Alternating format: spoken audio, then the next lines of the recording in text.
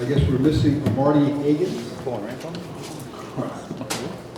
We'd ask Mr. Garcia, I'm going to ask for an opening statement. Mr. LaBay, you also give an opening statement. You have 30 seconds. I want to remind the panel members, the questions should be 30 seconds, and you'll have a minute to answer those. We're going to hold you that time. Thank you very, very much. Mr. Garcia, you may begin. 30 seconds. Manny Garcia, candidate for Assembly District 34. I'm a veteran. I work as an electrician. I'm a Latino, of course, and I think my demographic, my background best fits the demographic of my district. My district is mostly working people. We've struggled over the last 6 years. I think mostly working people understand how difficult it's been to keep employment, keep our homes with the recession and the ongoings. And I talk to my constituents. They tell me about their struggles to keep their homes and their families. And that's why I'm running for District 34, because I think I understand and I can bring that perspective to Carson City. Thank you. Mr. LaBay. My name is David LaBay. I was born and raised in Las Vegas. I grew up here, went to school here, I received my legal education here. The fact of the matter is, growing up, my friends, my family, we don't like the change we've seen in this city, we don't like the change we've seen in this state. I'm running because I'm the only candidate with any history of service in public service. I'm a state commissioner for the Juvenile Justice Commission. I represent the University of Nevada, Las Vegas as a presidential ambassador, and I'm the only candidate in my race with any relevant legal experience. Our laws need to be written by people who know how the laws work in the real world, how they're going to actually function, and that's why I'm running, because representation means knowing what constituents need, how their laws are going to affect them, and what we can do to actually help them and affect positive change. Thank you very much. We'll start with Mr. Conquest.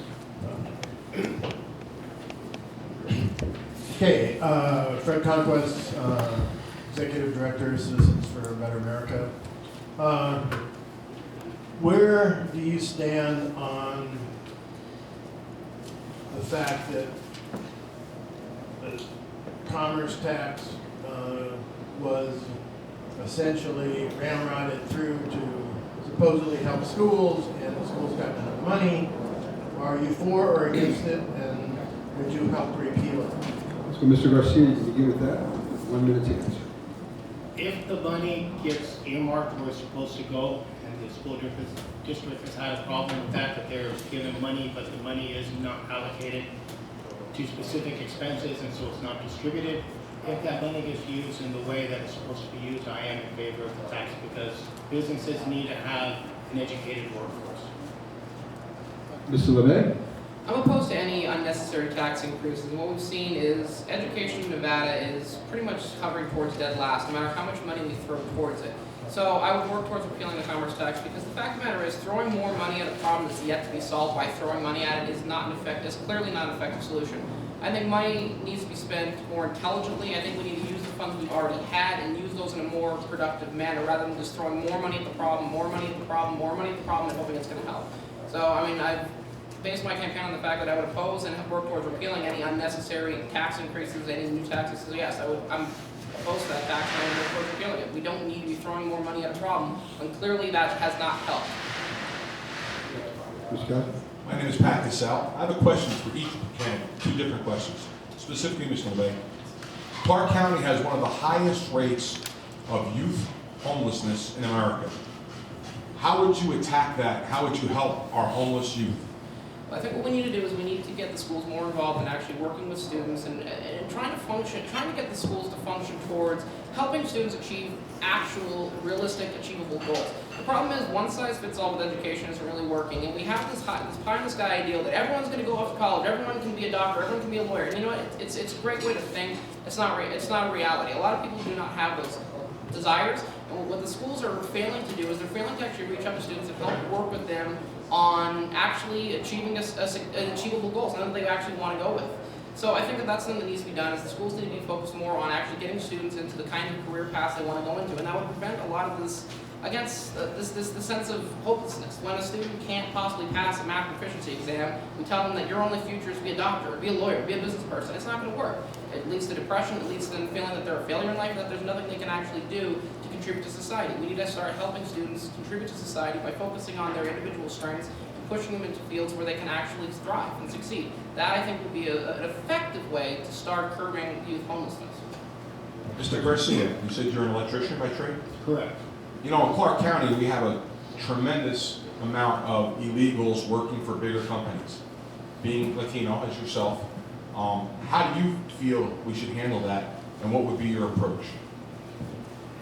It's a good question. I was a contractor in California, and it was a very difficult thing to work against. The reason we have people working illegally is because there's people that hires them. And it's illegal to be an undocumented worker. It's not illegal to hire an undocumented worker. So we need to go after the employers who hire these workers. It creates an unfair playing field for the employers who are trying to do it right. It brings down the standard for everybody, and it makes it more difficult for people who are playing by the rules to actually move ahead and achieve something. So that would be the answer. We need to go after the employers who hire the undocumented workers, make sure they're held accountable.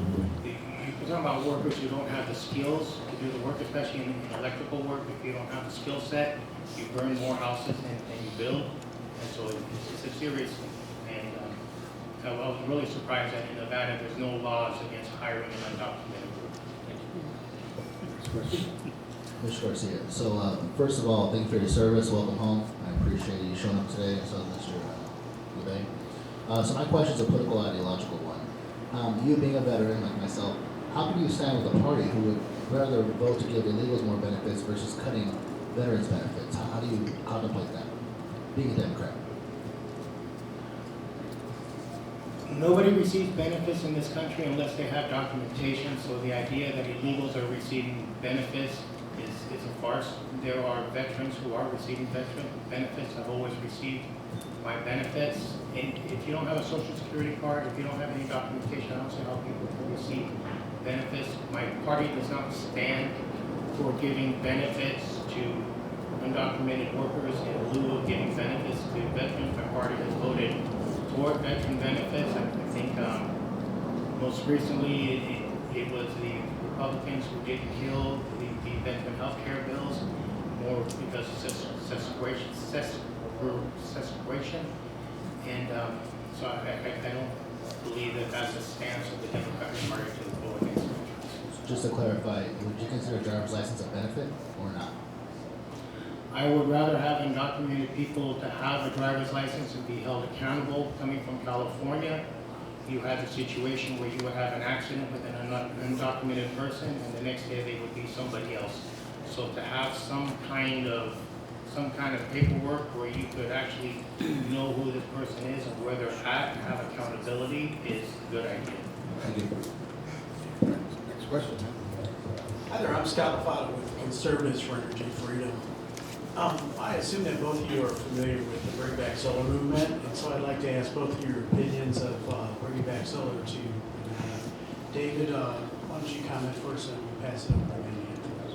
From what I know about the solar program, there's currently a debate with whether or not it's actually going to cause increases in electricity rates because Nevada Power is against that, because it would be, I believe, giving a tax credit to individuals who are willing to install solar power on their homes. I think it's an effective measure towards protecting the environment. However, I'm hesitant to fully get behind a program like that because from what I understand about it, it would cause rate increases because there's a vested interest for natural gas and other providers to try to raise rates to compensate for loss of revenue because of those tax credits given for people who are doing that. I'm all for protecting the environment, but not at a cost to the taxpayers. I'm not for stifling industry. I'm not for causing that to have to pay more for unnecessary programs. It's great to have great ideas. It doesn't really necessarily work if we're causing them to feel the pain because of it. Right, thank you, David. Manny? The way the system's supposed to work currently in the past through net metering was a 1-for-1 credit. And the power company has argued that during the day while we're producing electricity in our rooftop units, is selling on the market at 3 cents a kilowatt, which is what they're paying the energy producers in a regular power company. So that would be fair to the respect, if that's the going rate of energy produced, 3 cents a kilowatt during the day, then that's what that should be sold for. In the evening, when we come home, we're no longer power producers, we're power consumers. And at that point, the electricity is being sold for 16 cents a kilowatt, and that's the going rate. And the power company argues that we are using the transmission lines to send and receive the power that we generate and the power that we consume. So all of that needs to be covered under the energy produced. Now what happens though Since the power company on one hand, they treat me like an energy producer. They're going to pay me 3 cents a kilowatt for the energy I produce. If I overproduce the energy due to net metering, they don't send me my 3 cents. Instead, they give me a credit. If the credit goes unused, the power company keeps my electricity. So there has to be an equitable solution to this. It's easy to cover the offset of the cost. It's true that we have to pay for the transmission lines and we have to pay for the differential in the usage. 5 seconds. When the system is put together, it can be compensated through panels. It just needs to work fairly for the consumer. It can't be one way for the power company on the residential and one way for the power company and now I'm a consumer. Somebody more here. So for both of you, and just bear with me on this if you will, please. One, do you have children? And two, are you comfortable with someone of the opposite sex going into the same bathroom with your child and standing right next to them, sitting or whatnot? Where do you stand on that? I have transgender friends. You would never know that they were transgender unless they told you. The women act like women and the men act like men, and you wouldn't know the difference. I think sending a hot blonde into the men's bathroom would be a bad idea. And so people behave accountable to what they see as their gender, and I don't have a problem with people using the bathroom that they identify. And just to kind of piggyback on that, and I'm not just picking on either person here, but so with the way that the law is written, I could say that I identify today as Sally Sue, and I could go in, stand and be right next to Karen if I choose to, and then tomorrow I can be John Moore again, and you're comfortable with that? You would have to change your attire, but I suppose that would be The attire is not. that would be a very small percentage, but for the most part, the friends that I have a friend that you would never know she had an operation, and you meet her and she's a woman, and I don't have a problem with her using the women's bathroom at all. The problem with this is, again, I understand people who are transgender, it's a hard lifestyle to live, it really is. The fact of the matter is we're not talking about people who are fully living as the opposite gender. I actually just wrote a paper about this in law school, and the fact of the matter is that because we are pushing so hard to not be able to even ask someone, not to be able to inquire, not to be able to offer any kind of skepticism, what's going to stop a bunch of teenage boys, a bunch of horny football players going into the girls' locker room because they want to ogle at women? Well, there's nothing to stop that. We call them out for it. We can say, hey, you know what, you don't really identify as transgender. Well, how dare you? How dare you accuse me of lying about my identity? That's just how I choose to express myself. You know, the fact of the matter is it's great to think, oh, this is going to help everybody, this is going to be perfect for everybody. It doesn't work like that in the real world. The fact of the matter is these bathroom bills are giving predators an opportunity to prey on members of the opposite sex. If all you can do is say, I can identify however the hell I want today. I can identify as I can sit up here today and I can identify as a black man. I can sit up here and identify as a woman. It doesn't matter. If we can change our identity at a will, then there's zero function for identity in the real world. You said it yourself. You could be John Moore today, you could be Sally Southers tomorrow. It doesn't matter. When we have no tie to reality, there's no workable laws around that. I respect transgender people who live as the opposite sex, but the fact of the matter is, by opening the door to anybody being able to say, I can be whatever the hell I want to be today, it's an unworkable system, it's highly insulting, and it opens up our children to predators. Next question. Good afternoon, Mike Edwards, United States Marine disabled vet from Desert Storm, and I'm the president of the Banquette Motorcycle Club here in Las Vegas, and an avid biker and political rights activist. Lately, there's been lots of talk, especially in the military, about undocumented illegal aliens, whatever they're called nowadays. People keep telling me I say it wrong. That join the military maybe under false pretenses, but serve honorably 5, 10, 15 years. When they get out, they're kicked out of this country. I was always under the impression that you got citizenship by serving in the military. I've been told it's a temporary citizenship now. What are your thoughts towards automatic American citizen for serving, getting dishonorable discharge in our military, and even using that as an incentive for undocumented immigrants, as you will, that come into this country? By coming in now, we're integrating them into our society. They're learning English. Their families are learning English. They're learning the way we are. They're living on base. They're living with other Americans. Everyone I served with when I was in was God-fearing, American-loving, and they're the best people I ever served with. Before we continue, you said dishonorably discharged. No, honorable discharge, sir, yes. Yes, yes. With nothing more than an honorable discharge. We have Americans who aren't willing to serve. And if somebody wants to come from another country and serve in our military and fight for this country and fight honorably and do everything that's asked of them and earn that right, then I think that they have earned their citizenship. I know it's not that way, but I believe that that should be one way for people to gain citizenship in this country. Mr. LaBay? I wholly agree with that. The fact of the matter is, I think there's really no higher calling than serving in the military. You're putting your life, you're putting your family, you're putting everything that you hold dear on the line to represent the ideals of America. You serve this country honorably, you put your life on the line, you're defending American ideals, absolutely. If you go and you serve honorably and you show that you can go above and beyond in your service to your country, you absolutely deserve to be respected by your country and allowed to become a full citizen, absolutely. Thank you. Next question? Jason Stavo, attorney. This one for Mr. Garcia. Mr. Garcia, what volunteer work have you done with Habitat for Humanity and graffiti cleanup? Graffiti cleanup in my neighborhood and at my religious center. When I see it, I clean it up.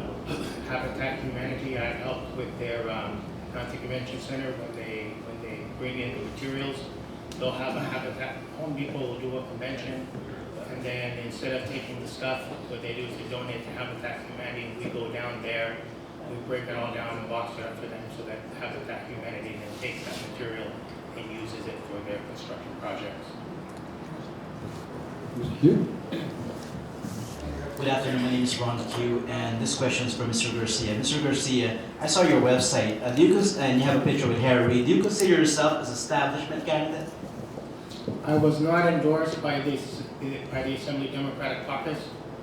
I am not an establishment candidate. I was an independent voter up until 5 years ago, but you can't run for office unless you belong to a party. There's a lot of flaws with the Democratic Party, but it's the party I feel I'm best associated with, so I joined them. But my intention is to go in there and drive the Democratic Party crazy and bring my personal problems as a working person and what we go through to earn a living and take care of our families are not being addressed by either party, even though the Democratic Party says that they are the party of working people. So it is my intention to go there and drive them nuts. Thank you. Next question? Thank you so much for both of you to come today and be with us, and I'd like to direct the question to both of you. What would you do to enact some compensation reform for public employees, state, county, local, that are creating windfall million-dollar bonuses by manipulating their accumulated sick leave, longevity pay, etc., in a time when most people in the private sector are paying record-level taxes and going through one of the worst recessions in the history of the country? Let's start with Mr. LaBay. Mr. LaBay on that one. The issue with public employees' retirement system and other types of pension plans, the fact of the matter is that we're allowing workers, like you said, to essentially manipulate the system where I believe the average of the 3 highest paid months are their lifelong compensation afterwards. With an unfunded liability, which I believe is close to $11 billion, we're allowing people who have worked in high-end positions, who've manipulated that to receive the high compensation. We're basically strangling out lower-paid individuals who aren't able to receive any kind of benefits, despite the fact that they've offered similar, if not greater, service. We need to completely change the system. It's as much as we like to talk about PERS and saving PERS and PERS reform, the fact of the matter is it's broken. It's a broken system that absolutely does need to be changed. And while I respect the fact that people who have vested in PERS need to absolutely receive the benefits that they've worked towards, that they were promised when they initially signed in, I think we need to change that so that people coming into public service from here on out are not going to be enrolled in that system. We need to get a better system that does not allow such manipulation. It doesn't allow such gross overcompensation for people in their retirement. All right, Mr. Garcia? In a collective bargaining agreement, when wages are negotiated, sick days are included into those wages. In my personal collective bargaining agreement, we do not have sick days because we don't want to have this type of controversy. In a public employee, when a public employee negotiates their wage, they negotiate so many sick days at their wage at that time. If that employee does not take those sick days when he's at a lesser scale, those sick days get paid out at the end of his term when he's at the higher scale. So we are, as a taxpayer, paying 2 or 3 times as much for those sick days because they didn't use those sick days when they were actually at the lower wage. So it's for our advantage for them to take those sick days as part of their pay. How the exact contracts are constructed, we can look at that as legislatures when we negotiate the collective bargaining agreement. But it's something that's negotiated as part of the compensation, and it's in our best interest that they use it earlier in their careers than later. All right, next question. Good afternoon, gentlemen. Thank you for being here. My name is Robert Faust. I would like to ask you both, and we'll start with David. Where are you on carrying on campus, and who should carry? I think the Second Amendment is a fundamental right. It's one of the few enumerated rights we have in the Constitution. The right is not qualified. We are, as American citizens, we have the right to carry a firearm, and that includes on campus. The fact of the matter is that people dread or walk to their car at night. We have UNLV. I've been at UNLV for 7 years. It's in a dangerous neighborhood. There are constantly criminals, gangbangers coming onto campus. And the fact of the matter is, for someone like me, even I feel scared. How does a woman feel? My wife went to UNLV. She was a law student there. She went to undergrad there. The fact of the matter is, she's helpless if someone attacks her. We have this constitutional right to carry firearms. And the fact of the matter is, just because we declare a campus a gun-free zone, that doesn't stop someone from coming on campus with a gun or a knife to rob someone, to hurt someone, to rape someone, to kill them. It doesn't make a difference. We have this right to carry firearms that should extend to our campuses. We're targets as students. People know, especially in a bad neighborhood like UNLV, people know that we have resources, we have money. We're carrying our laptops, we're carrying our smartphones. We are targets. We have targets painted on our backs. We have no way of defending ourselves. Campus carry should absolutely be passed, and I would actively fight for that. I believe that every law-abiding citizen has the right to carry a firearm wherever they feel it's justified. Next question. Rob Lauer. Real quick, to sign up, what party are you in? Philly with the Vinny? I'm a Republican. Okay. So this is up your alley, I think.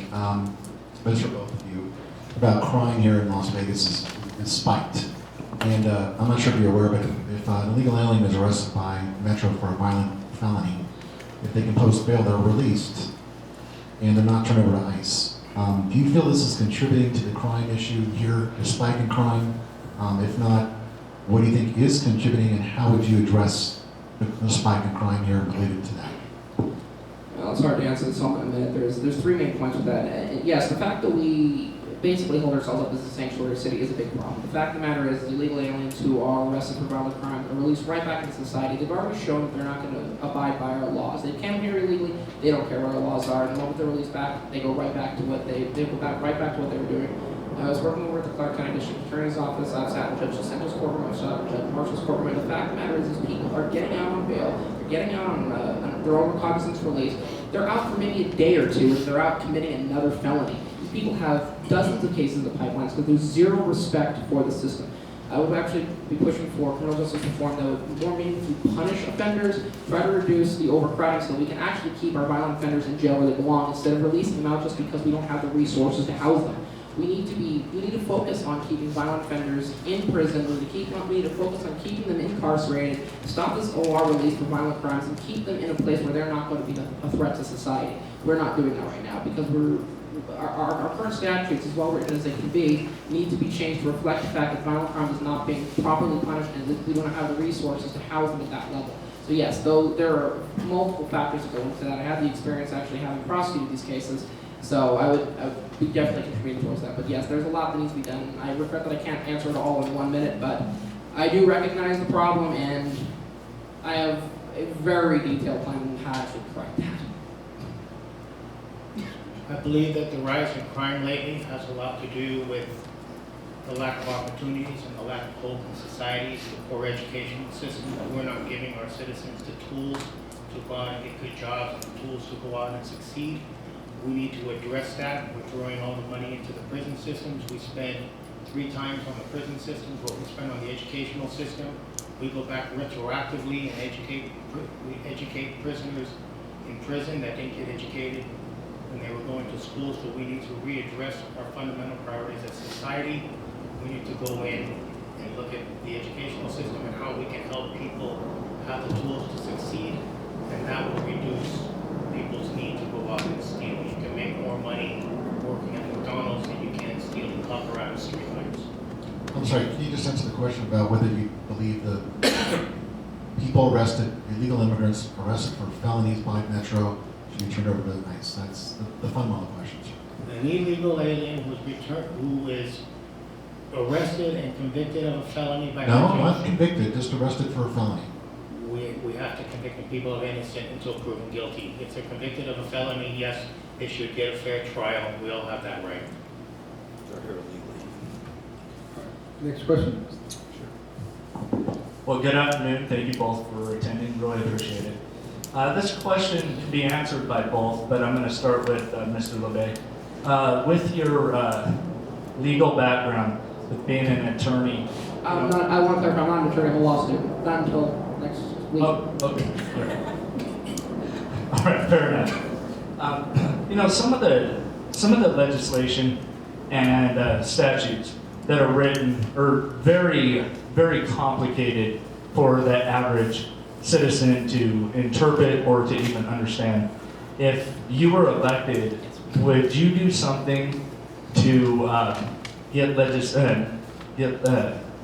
create legislation to where legislative language needed to be written more clearly as though the average person could understand that legislation?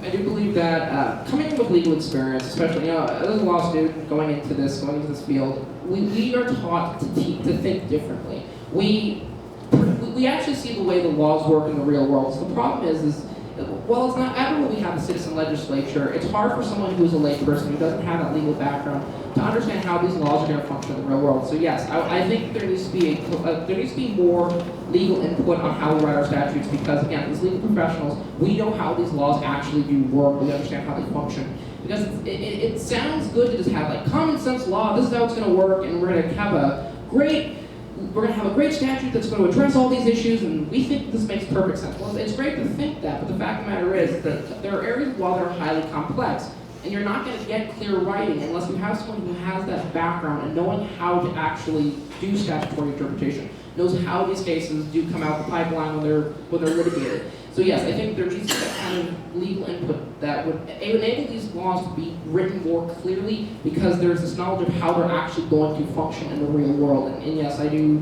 know a bit about statutory interpretation, and I would be able to contribute towards clarifying our laws and making them actually work, because I have that legal background and I actually know how they're going to end up on the pipeline when they get to a court. I mean, it's inevitable that these laws do go to court.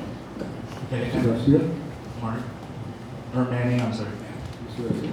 Laws currently are purposely written in a manner that lay people don't understand them. I believe that there should be more transparency in legislation, and it should be written so that anybody can pick it up and understand what that legislation means. Yes, I would support that bill. All right. Yes. Further questions? Good afternoon, gentlemen. Thank you for joining us here today. My name is Karen Steelman. I'm the Auxiliary Director with Veterans in Politics. And Mr. Garcia, I'd like to go back to a question you were asked early on about undocumented workers. They're illegal aliens. And you mentioned that you were in favor of giving them driver's license so that they can be held accountable to the laws that pertain to driving. I'm just really curious how you can justify wanting them to be held accountable for laws pertaining to driving and not laws pertaining to immigration. The immigration is a federal issue right now being decided at the Supreme Court. At the state level, we can control, if somebody has a driver's license, they have to have insurance. And if somebody doesn't have a driver's license and they're driving around without any documentation, there's no insurance and accountability. So at the state level, the least we can do is hold them accountable with the driver's license, that they have to have insurance and they have to have some kind of responsibility. And denying the driver's license, we're giving them the means to drive without any kind of impunity. Right. I understand that part, and that you made that statement earlier. What I'm asking you is to justify how you can expect them to be held to the laws of the state pertaining to driving, but they also have to be citizens of the state, and they can't be citizens of the state if they're not citizens of the country.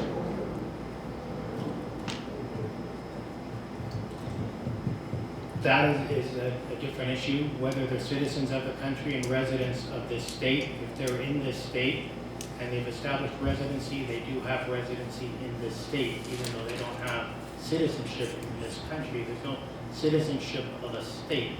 But as a state, we can at least create a form of accountability. Thank you very much. Are there any? I have a quick question. Yes. This is Mike Edwards again. Lately, it's been coming to my attention, new revised statutes or laws that are passed to say, this is my one example, there's a handlebar bill that was passed for motorcycles. In October of last year, it was signed by the governor and was put into effect. Went from shoulder height to 6 inches above shoulder height. Lots of motorcyclists who I speak with every day are getting pulled over. The police don't know this. I'm trying to educate the riders to have these statutes with them. We've called the state assembly, we've called Carson City. The way that it's put out is, it's not even on their website from October. They say, well, it takes a long time to do this, it takes a long time to do this, but people are still getting pulled over, they're still getting harassed. And well, ever since I was a little kid, I was always told, well, just because you don't know the law doesn't mean that you're not, responsible for the law. And that's what we're all told where we're growing up. The police officers are paid to know these laws. Police officers are paid to do that, and the answer has always been, well, if you take a copy with you, certified copy of this, I don't understand why that's our responsibility. Now, when people go get a pay for a lawyer to get out of these tickets and everything else, they're still getting written tickets, and if they don't argue this in court, the judge doesn't even fix it. So, how can we fix that process? And that goes for anything across the board. This is just my example. All right, Mr. LaBay, we'll start with you. So I think what needs to be done is I think there needs to be regular training by police organizations, whether it's Metro, whether it's Henderson PD, Reno PD, etc. I think because we're a biennial legislature, new laws are passed every 2 years, it's not too hard to actually sit them down after the legislative session and say, listen, these are the laws that have been passed, these are the laws that have been signed by the governor, this is how it's going to pertain to criminal justice, these are all the reforms that we have made. Again, this is happening every 2 years. This isn't like it's happening every week. I don't think it's too much to require police organizations to basically sit down with their officers, have these briefings, have new training every 2 years and say, listen, this is how it pertains, these are the mistakes that have been made, these are the changes that have been made, this is the change in policy we've now enacted. Again, it's a 2-year thing, it's not too much, and I don't think that would be too excessive to ask for that. Thank you very much. Mr. Garcia? I rode motorcycles for years and years, and there are many times we get pulled over just because we get pulled over for whatever reason. I think it's would you advise your members to carry a copy of the statute on their person and present it to the officer? As an electrician, I'm required to know new codes and laws. Does that mean every electrician knows them? No. We go through a recertification and re-education process to renew our county licenses. Does that mean every electrician is aware of everything? No. And so it would probably be in your best interest to carry that with you and be able to, if you can get out of the ticket in the first place and show the officer that there's a new statute and it is approved, that's the best way to go about it. And I've been in that boat. I've been in court before, fighting over this and that, and having to show that it's legal and it's allowed. And unfortunately, that's the way it works. When we ride our motorcycles, even though a car runs us over and it's their fault, we're the ones who have to be careful and look out and put ourselves in a position where we're not going to get run over. So we have to take responsibility for ourselves to some degree. I'm going to have to stop you there because we're running out of time. This will conclude our interview. We've actually asked Mr. LaBay and Mr. Garcia to give closing arguments or closing statements in 30 seconds. Mr. LaBay, I'll have you go first, and Mr. Garcia, you finish. Mr. LaBay? What we really heard today, the fact of the matter is we need to get back to conservative principles. I think that's really what we're saying. Liberalism has gone wild. It's done nothing but hurt our country. It's done nothing but hurt our state. We've seen 8 years of an Obama presidency. We've seen the liberals run wild. We've been able to see them do what they want to do with our country. And frankly, it's not the same country we had 8 years ago. It's gotten much, much worse. I think there needs to be a return towards more conservative principles and actually understanding the laws and how they function in the real world and making sure that we respect reality and not pie-in-the-sky ideals that do nothing but cost people a bunch of money with no real solution. Mr. Garcia? I'd like to thank everybody for their time here. I know that I haven't seen eye to eye with all of you, but it's important for us to have these dialogues and have these conversations and to understand where each of us comes from so that we can meet the middle ground, and the middle ground is what's best that represent and serve the people of Nevada. Thank you very much. Manny Garcia and David LaBay, State Assembly District 34. We have our other